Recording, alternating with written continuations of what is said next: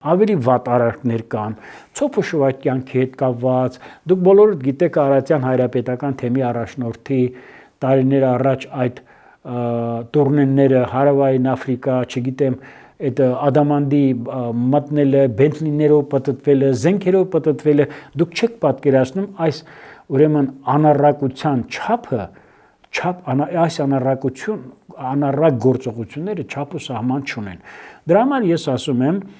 ունեմ իմ ուրույն պատկերացումները հրաժարականի վերաբերյալ, այսօր էլ եթե հրավիրվեց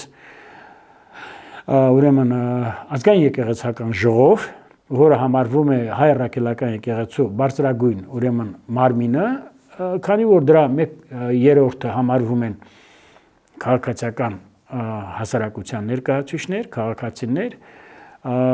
իսկ նաև կան նաև ահագին հոգևոր դասի ներկայացուցիչներ, որոնք նաև բացարձակապես ճիշտ կերպով, արդարացի կերպով